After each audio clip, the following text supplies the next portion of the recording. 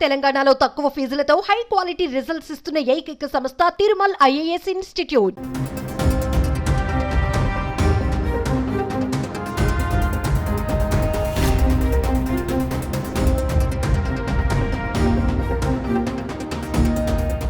China కొత్త virus HMPV భారత్లోకి శరవేగంగా వ్యాపిస్తోంది. Corona తరహాలో మెల్లగా నమోదైన కేసులు జోరందుకున్నాయి.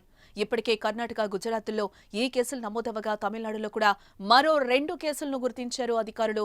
చెన్నైలోని గిండి చెట్పేట్లో నివసించే ఓ చిన్నారిలో ఈ వైరస్ లక్షణాలు కనిపించినట్లుగా సమాచారం అయితే అందుతోంది. దగ్గు, జ్వరం, జలుబు, శ్వాస సంబంధిత ఇబ్బందులతో బాధపడుతున్న ఆ చిన్నారిని ఆసుపత్రికి తరలించడం జరిగింది.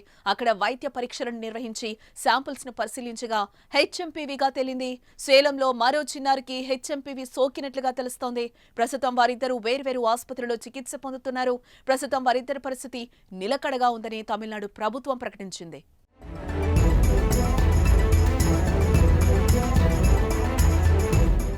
బెంగళూరులో మొదటి 2 కేసులు సోమవారం వెలుగు చూడగా తర్వాత గుజరాత్లోని అహ్మదాబాద్లో 1, బెంగాల్లోని కోల్కతాలో 1 నమోదయ్యాయి. చెన్నైలో నమోదైన 2 కేసులతో దేశంలో హెచ్ఎంపీవీ వైరస్ కేసుల సంఖ్య 6కి చేరినట్లయింది. అయితే వైరస్ సోకిన పిల్లల ఆరోగ్యం పరిస్థితి బాగానే ఉండడంతో కాస్త ఊరట కలిగించే అంశంగా మనం చూడొచ్చు. అయితే ఎలాంటి ప్రయాణ చరిత్ర లేకుండా వారికి ఈ వైరస్ ఎలా సోకిందన్నది కూడా తెలియడం లేదు ప్రస్తుతం. దీనిపైనే వైద్య నిపుణులు దర్యాప్తు చేస్తున్నారు.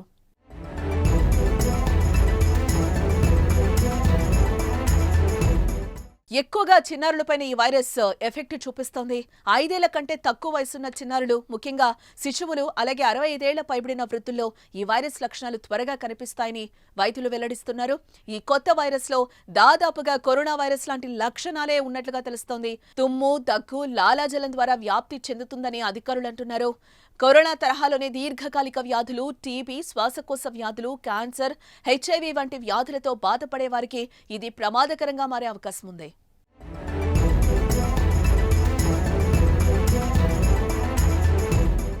వైరస్ వ్యాప్తి నేపథ్యంలో కేంద్రం కీలక ప్రకటన అయితే చేసింది. హెచ్ఎంపీవీ వైరస్ పై చాలా అప్రమత్తంగా ఉన్నామని కేంద్ర ఆరోగ్య శాఖ మంత్రి జేపీ నడ్డా కూడా ప్రకటించారు. ఈ వైరస్ కొత్తది కాదని 2001లోనే గుర్తించారని కూడా వెల్లడించారు. అయినప్పటికీ ప్రభుత్వం అన్ని జాగ్రత్తలు తీసుకుంటోందని కూడా అంటున్నారు. పొరుగు దేశాల్లో, ముఖ్యంగా చైనాలో పరిస్థితి ఎప్పటికప్పుడు గమనిస్తున్నామని కూడా వెల్లడించారు.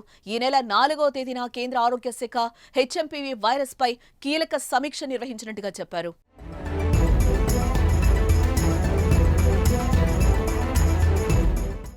ఇక అదేవిధంగా రాష్ట్రాలకు కేంద్ర ప్రభుత్వం జారీ చేసిన మార్గదర్శకాలను ప్రతి ఒక్కరూ పాటించాలి. దగ్గు, తుమ్ముతున్నప్పుడు నోటికి లేదా ముక్కుకు హ్యాండ్ కర్చీఫ్ లేదా టిష్యూ పేపర్ను అడ్డు పెట్టుకోవాలి. సబ్బు లేదా ఆల్కహాల్తో కూడిన శానిటైజర్తో తరచూ చేతులనైతే శుభ్రపరచుకుంటూ ఉండాలి. గుంపుగా ఉండే ప్రదేశాలకు వెళ్లకుండా ఉండడమే మంచిది. అలాంటి ప్రదేశాలకు వెళ్లాల్సి వస్తే జాగ్రత్తలు ఖచ్చితంగా పాటించాలి. ఫ్లూతో బాధపడుతున్న వారికి దూరంగా ఉండాలి. జ్వరం, దగ్గు, జలుబుతో బాధపడుతున్నప్పుడు బహిరంగ ప్రదేశాలకు వెళ్లకూడదు. గుంపులో తిరగకూడదు. చాలినంత మంచినీళ్లు తీసుకోవాలి. పౌష్టికాహారాన్ని కూడా స్వీకరించాలి. అనారోగ్యం బారిన పడినప్పుడు ఇతరులను కలుసుకోవడాన్ని తగ్గించాలి. ఇంట్లోనే ఉండాలి. గాలి ధారాళంగా వచ్చేలా ఏర్పాట్లు కూడా మనం చేసుకోవాలి. కంటి నిండా నిద్రపోవాలి. ఇతరులకు షేక్ హ్యాండ్స్ ఇవ్వకూడదు. ఒకసారి వినియోగించిన టిష్యూ పేపర్లు కానీ హ్యాండ్ కర్చీఫ్ ని కూడా మళ్లీ వాడకుండా ఉండడమే బెటర్. కొత్త వైరస్ పై కరోనాలా విజృంభించక ముందే ఈ జాగ్రత్తలను మనం ఖచ్చితంగా పాటించాలి.